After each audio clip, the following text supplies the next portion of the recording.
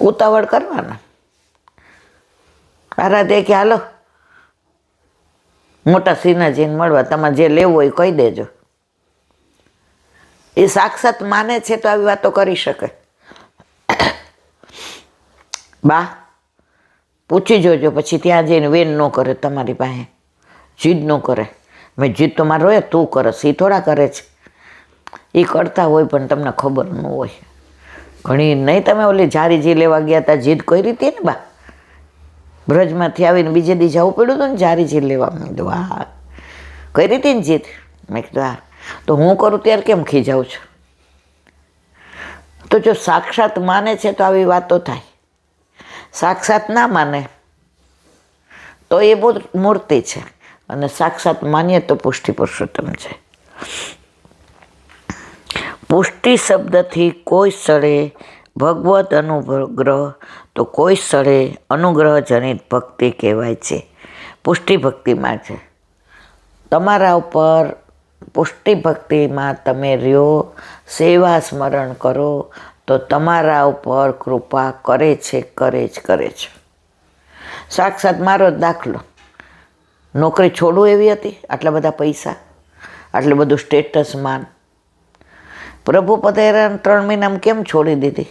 છોડી નથી, હું કાંઈ ઓછી નથી, એણે છોડાવી કે માં હવે બહુ નાચ્યા, બહુ રેખડા, બહુ ભટકા, બહુ લોકે કર્યું, આ બધું ભેગું કરશો એ તો લઈ નથી જવાનું, અને લઈ જવાનું છે તો તમે અત્યાર સુધી કાંઈ કર્યું નથી માં. હવે હું આવી ગયો ને, આઈ વિલ લુક આફ્ટર. હવે બધું હું જોઈશ. તમને મારા પર વિશ્વાસ છે મારા વાલા? પછી ધંધો નહીં માં, હું ઘરમાં આવ્યો, તમને મારા પર વિશ્વાસ નથી? બધું હું કરીશ માં, તમે બહુ નિમિત્ત બન્યા. હવે છોડો, છોડો કલ કી બાतें, कल की बात पुरानी, नए दौर में लिखेंगे मिलकर नए कहानी. બસ કાલનું છોડી દો. તો અહીંયા જે વાત કરે છે એ એક જ વસ્તુ કહેવા માગે છે, ભાવથી કરેલું ભગવાન સ્વીકારે, ક્રિયાથી કરેલું કૃષ્ણને મંજૂર નથી. નક્કી આપણે કરવાનું છે કે હવે શું કરવાનું છે. બોલો વલ્લભા દયારામભાઈના ચંદ્રાવલા. નવધા ભક્તિ પ્રહલાદજીની ભાગવતમાં, એમાં કાલે આપણે પાદ સેવન ભક્તિ કોની? લક્ષ્મીજીને, એનું અનુસંધાન કર્યું હતું. આજે પૂજન ભક્તિ. પુષ્ટિમાં પુરણમળ ક્ષત્રિય પૂજન ભક્તિ કરી છે. આ ભક્તિ પૃથુ રાજાએ કરી, તેથી પૂજન ભક્તિ સર્વશ્રેષ્ઠ રાજા પૃથ્વીની ગણાય. પૃથ્વીમાં પેલા આડણ ખાડણ ને ઉપડ ને પબડ, એમણે આ 9 દ્વીપ ને બધું કર્યું, 7 દ્વીપ ને બધું. તો પૂજન ભક્તિ કોણે કરી? પૃથુ રાજાએ. શ્રેષ્ઠ પૂજન ભક્તિ કોની ગણાય? પૃથુ રાજાને. અને પુરણમળ ક્ષત્રિયને તો સ્વપ્નમાં આવીને કહ્યું હતું કે મારે પૂજાવું છે. જો શ્રીજી બાવા છે ને એ બધાયના છે. એટલે વલ્લભે 3 વાર ઓલા ચિત્રકારને કીધું ધજાવાળું મારે ન જોઈએ, મારે ગૃહ સેવા જોઈએ. 3 વાર ધજા આવી, શિખર બંધ. વલ્લભે પૂછ્યું આપને આખી દુનિયામાં પૂજાવું છે? એ કે આ તો આપની મરજી, બાકી મારા વૈષ્ણવના ઘેર હું પધરાવીશ, એ ભક્તો ધારક, આપ સર્વોદ્ધારક. શ્રીનાથજીમાં બધી જાતના આવે, બધા માનવાવાળા આવે, અને બધા ભેટે ધરે. ત્યાં અન્ય માર્ગીઓને એટલી ભેટ આવે, કારણ એ બધાયનું છે. અન્ય માર્ગે એટલા રાજભોગ કરાવે. તમે વલ્લભકુળના ઘરે નિધિ સ્વરૂપ બિરાજતા હોય ને, ત્યાં તમે બ્રહ્મ સંબંધી હોત તો જ તમે મનોરથ કરાવી શકો, નહીં તો ગુરુ ના પાડી દે. મેં તો આજની તારીખમાં બાળકોને એવા દર્શન કર્યા છે કે અન્ય માર્ગે ભેટ મૂકવા જાય ને તો આમ ઈશારો કરો અમને, ઈલાબેન ના પાડજો, નહીંતર આ ભેટ બધી અમારે ગાયમાં જ પધરાવી દેવી પડે. તો પૂજન ભક્તિ કોને? પૂરણમલ ક્ષત્રિયની અને પૃથ્વીરાજાને. બોલો વલ્લભાઈ.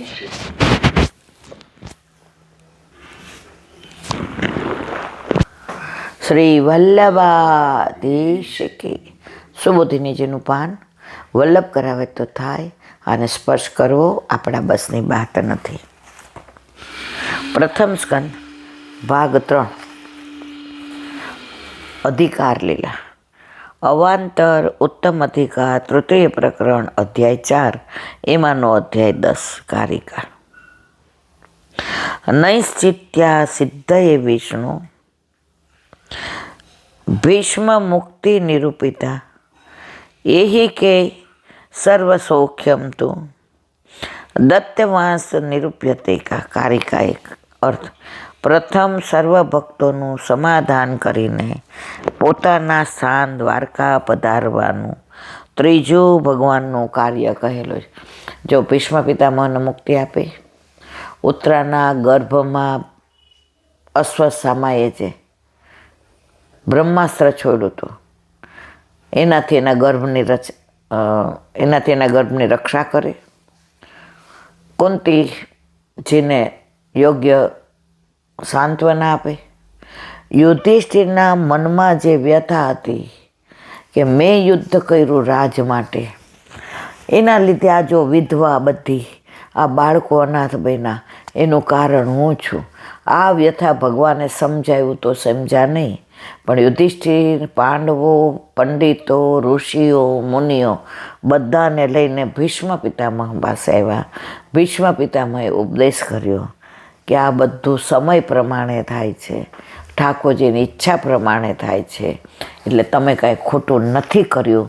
તમે હવે પ્રજાનું પાલન કરો અને નિરાતે રાજ કરો. આ બધા કાર્યો પૂરા થયા એટલે હવે દ્વારકાધીશ દ્વારકા બાજુ પ્રયાણ કરવાની તૈયારી કરવા માંડ્યા. તેમ અર્થની સંગતિ બતાવવા કહે છે કે પોતાના કાર્યો પૂરા કરી નિશ્ચિત થવા માટે ભગવાને ભીષ્મ પિતામહને મુક્તિ આપી, તેનું નિરૂપણ 9મા અધ્યાયમાં કર્યું છે. પાંડવાનામ યદુનામ ચ તદધ્યાય દયે નહીં નિરૂપ્યમ પ્રથમમ તત્રે પાંડવાનામ તદુચ્યતે. અર્થ: હવે આ લોક સંબંધી સર્વ સુખ પાંડવો અને યાદવોને ભગવાને આપ્યું, તેનું 2 અધ્યાયથી નિરૂપણ કરવાનું છે. તેમાં પ્રથમ આ અધ્યાયમાં પાંડવોને અહિક સુખ આપવાનું છે, તેનું નિરૂપણ કરે છે. કૃષ્ણાધીનમ સુખમ યસ્ય સ સુખિતિઃ નિગદ્યતે અત કૃષ્ણ પરમ ચિત્તમ સર્વ સામત્ર વર્ણયત. કારિકા 3. અર્થ: જે માણસનું સુખ ભગવાન શ્રી કૃષ્ણને આધીન છે તે જ ખરેખર સુખી છે. ભગવાનના સુખનો જે વિચાર કરે, ભગવાનના તત્સુખનો જે વિચાર કરે, ખરેખર એ સૌથી સુખી છે. આપણે અત્યારે કળિયુગમાં કેવું છે, આપણા સુખનો વિચાર. મારે ઘરનું ઘર હોય ને, મારે બંગલો થઈ જાય ને, મારે ફાર્મ હાઉસ આવે ને, મારે ગાડી આવે, મારા દીકરાને સારી વહુ મળે ને, મને મારા દીકરાને એન્જિનિયર મેળવી છે. આ સતત આપણે કોના સુખનો વિચાર કરીએ છીએ? આપણા સુખનો. પણ જે કૃષ્ણના આધીન થઈને સુખનો વિચાર કરે, મારા પ્રભુના ગમે, મારા પ્રભુના બનાવી દો, મારા પ્રભુના ભાવે, સતત પ્રભુના સુખનો વિચાર જેના આવે, એના જેવો દુનિયામાં બીજો કોઈ સુખી નથી. તેથી સર્વનું ચિત્ત શ્રી કૃષ્ણમાં પરોવાયેલું હોવાનું વર્ણન આ અધ્યાયમાં કરવામાં આવશે. યુધિષ્ઠિરનો રાજ્ય કારભાર. 9મા અધ્યાયમાં અંતે સૂતજીએ કહ્યું કે ભગવાનની કૃપાથી યુધિષ્ઠિરને રાજ્યની પ્રાપ્તિ થઈ. હવે યુધિષ્ઠિરને રાજ મળી ગયો, પણ કૃપા કોની? ઠાકોરજી. ત્યારે યુધિષ્ઠિરે પોતાના જ્ઞાન અથવા અજ્ઞાનથી રાજ કર્યું એવી સ્થિતિ. સૌનક મુનિ સૂતજી પૂછે છે. સૌનક ઉવાચ હત્વા સ્વરિક્ત સ્મૃત આતતાયીનો યુધિષ્ઠિરો ધર્મભૂતામ વરિષ્ઠ સહાનુજય પ્રત્યવ્રત ભોજન કથમ પ્રવૃત્ત કિમ કારસી તત.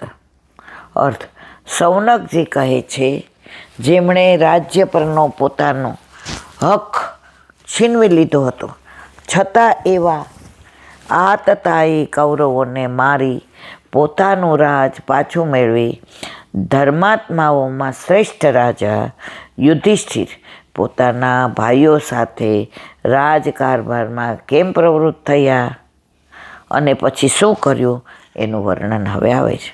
સુબોધિનીજી. સ્વ કિમ રક્તભૃત સ્વરિક્તે સ્પર્ધૃત ઇતિ રિક્તમ. એટલે ધનમ, રાજ્યમાં પાંડવોનો જે ભાગ હતો તે માટે સ્પર્ધા કરનારા, એટલે પાંડવોનું જે ધન વગેરે હતું એની સ્પર્ધા કરી તે હરનારા કૌરવ હતા. હતો કોનું? બધું પાંડવોનું. પણ એવા કાવા દાવા શકુનીને બધા દ્વારા કર્યા દુશાસનને, કે બધું એનું રાજકારભાર જેણે હરી લીધો. એકચ્યુઅલ કોનું હતું? પાંડવોનું હતું. માટે તેઓ આતતાયી આક્રમણખોર હતા. કૌરવો બાંધવો હતા, એટલે સામાન્ય સંજોગોમાં અવધ્ય એમને મારવા યોગ્ય ન હતો, પણ એમને વધ કરવાનું કારણ એ આતતાયી હતા. તે છે એ કૌરવોનો ભાગ ન હતો, પણ તેઓ પાંડવોનો ભાગ લેવા માટે જે આપણું હોય નહીં એને મારી કરીને લઈ લઈએ તો છેલ્લે પરિણામ જોયું. બાપુજી કાયમ કહેતા કે પંચનો પૈસો ન લેવાય, એ તમને હેરાન કરે. તમે કોકના ભાગનો હડપી લીધો છે. આજે તમે 4 ભાઈઓ છો, તો એક ભાઈ હોશિયારી કરીને બધું બાપુજી પાસે લખાવી લે, તો એ પૈસો તમારા કામમાં જ ન આવે, અને આવે તો એ દવા દારૂમાં ને અશાંતિમાં જ જાય. એટલે પંચનું લેવાય નહીં. કૌરવોએ પંચનું લઈ લીધું, પાંડવોનું મારીને ભગાડીને શિક્ષા આપીને ઝેરના લાડુ ખવડાવીને પેલું કારાગૃહની અંદર મારવામાં શું ન કર્યું. 14 વર્ષનો વનવાન આપ્યો ને જુગારમાં હરાવી દીધા ને ખોટા પાસા નાખ્યા. ત્યારે એમને મજા આવતી હતી. જ્યારે આ બધું કરીએ ને ત્યારે આપણે બહુ મજા આવે. મેં કેટલું બધાને ઉલ્લુ બનાવી દીધા, મેં કેટલું ભેગું કર્યું, હું બધાથી પૈસાવાળો, મારા સ્ટેટસની તોલે કોઈ ના આવે. પણ જ્યારે અંત સમય આવે ને ભોગવવાનો આવે ને મારા વાલા, ત્યારે ખબર પડે, અરર આ તો મારા કરેલા કર્મ જ છે. આમાં કોઈ બાંધછોડ ન થઈ શકે, આમાં ઠાકોરજી લાગવગઈ ન લગાડી શકે. કારણ કે જે કરેલા કર્મ હોય એ લખાઈ ગયા હોય. લખ્યું મીઠું થાય. વિધિના લખ્યા લેખ લલાટે મિથ્યા થાય ના રે. વિધિના લખ્યા લેખ લલાટે મિથ્યા થાય ના રે.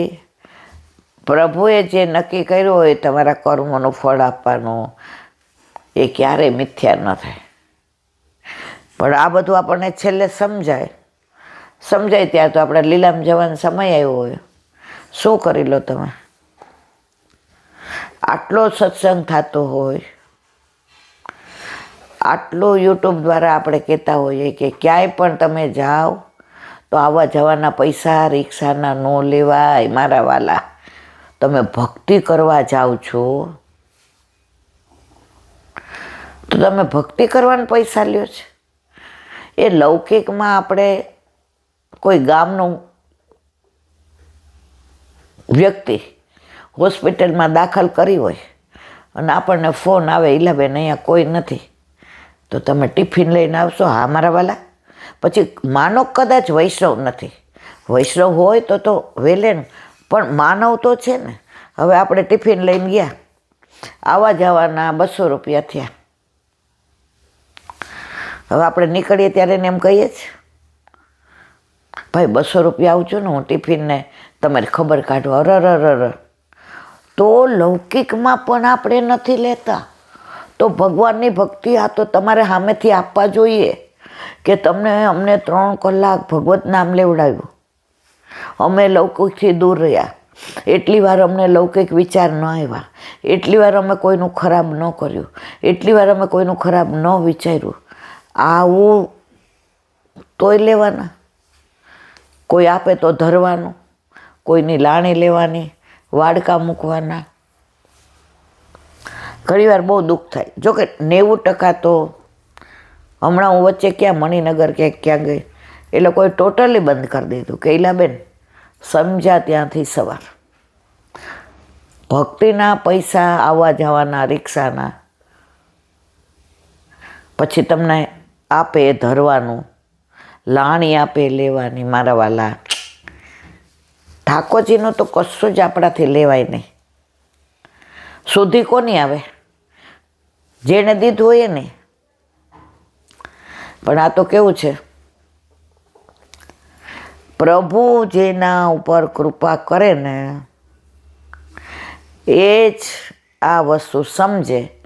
બાકી તો ઘણાને ન સમજાય. શું કે એ તો બોલે સિદ્ધાંતોની વાતો, આપણા જે કરતા હોય એ કરીએ ને છાસની દોણી ભરીએ.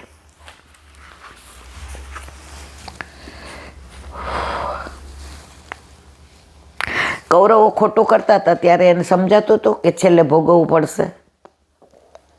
ત્યારે કેવી મજા આવતી હતી, અમે રાજ કરીએ છીએ, અમે પાંડવોને કેવા કાઢ્યા, કેવા હરાવ્યા, કેવો ભીમને લાડુ ખવડાવ્યા ઝેરના, કેવો 14 વર્ષ એને છદ્મવેશમાં રાખવાનો. પછી બધાય નાશ થયા અને પાંડવોને પાછો હક મળ્યો. મારા વાલા, આ બધું સમજાય ને, પણ છેલ્લે સમજાય ત્યારે સર્વનાશ થઈ ગયો હોય. બોલો વલ્લભાધીશ કી. શ્રીમદ ભાગવત અને મારા ગુરુદેવને દંડવત પ્રણામ કરું છું. ચંદ્ર સરોવર પે સુરદાસ કે દ્વાર પે સુરભી कुंड पे परमानंद दास के द्वार पे मेरा दंडवत. जमुनावता पे शंकर कुंड पे कुंभन दास के द्वार पे मेरा दंडवत प्रणाम. बिलछू कुंड पे कृष्ण दास के द्वार पे मेरा दंडवत प्रणाम. कदम खड्डी पे गोविंद स्वामी के द्वार पे मेरा दंडवत प्रणाम. अप्सरा कुंड पे चित्त स्वामी के द्वार पे मेरा दंडवत प्रणाम. मानसी गंगा पे नंददास जी के द्वार पे मेरा दंडवत प्रणाम. रुद्र कुंड पे चत्रभुदास जी के द्वार पे मेरा दंडवत प्रणाम. व्रज विलास व्रजनी गोपिकाओने मारा दंडवत प्रणाम. हे वल्लभ, સવારથી અત્યાર સુધી સેવા સ્મરણ સત્સંગ જે પણ તે કરાવ્યું તે તારા ચરણારવિંદમાં સમર્પણ કરું છું. ભૂલ અપરાધ થઈ હોય તો ક્ષમા કરજો. બોલો વલ્લભાધીશ કી જય. દ્રઢ ચરણ કેરો ભરોસો, દ્રઢ ચરણ કેરો. શ્રી વલ્લભ ચાંદ છટા બિન સબ જુગ માય અંધેરો ભરોસો, દ્રઢ ચરણ કેરો. સાધન और नहीं आ कली में सुहयनी वेरो. सुर का कहे द्विविध आंधरो, बिना मोल को चेरो भरोસો. દ્રઢ ન ચરણ, દ્રઢ ન ચરણ, દ્રઢયના ચરણ કેર.